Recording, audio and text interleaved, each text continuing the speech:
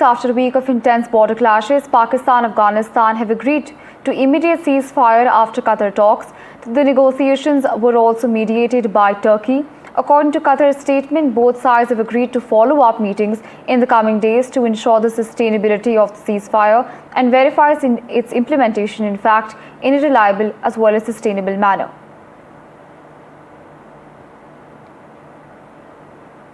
Important information coming in, of course, as Pakistan and Afghanistan have agreed to immediate ceasefire after the Qatar talks.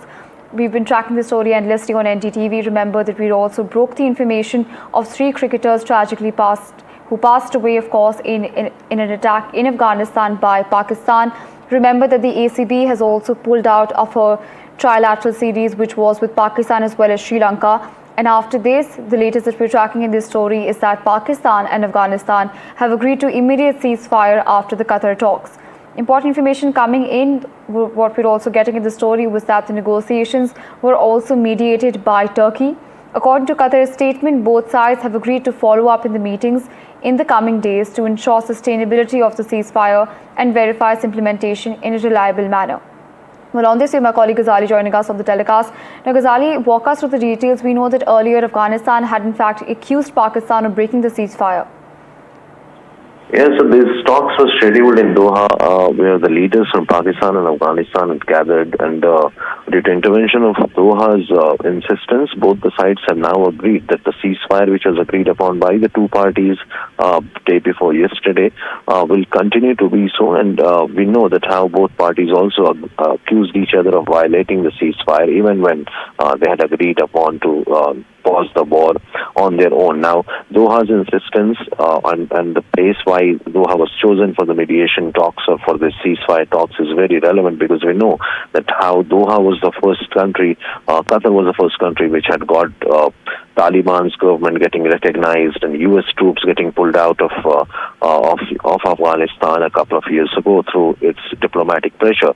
And Qatar also considers both the countries as close allies in South Asia, and that is why this ceasefire has been brokered between the two parties. Now we'll have to see that whether both parties abide by it, because there is a growing tension near the borders between Pakistan and Afghanistan.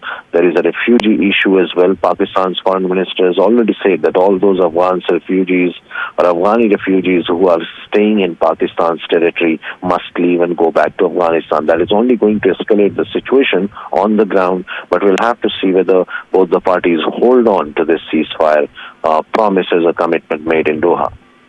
Right, Ghazali, and also walk us through what exactly are the details of the ceasefire. What information do we have on that?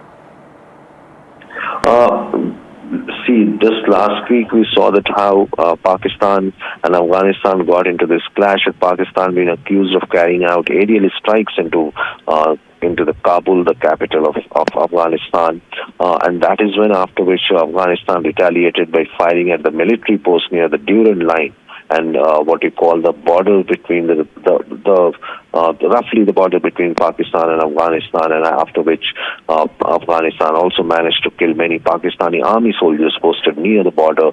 The tension was escalating for the last 1 week, because Afghanistan's foreign minister was visiting India. That has perhaps riled up Pakistan, seeing one of its own neighboring country getting close to India diplomatically, and that is when the clashes grew. The escalation started building up between the two countries, and both the parties accused each other of hitting the civilian areas and civilian infrastructure, killing civilians in both the countries, and that is when this ceasefire was struck.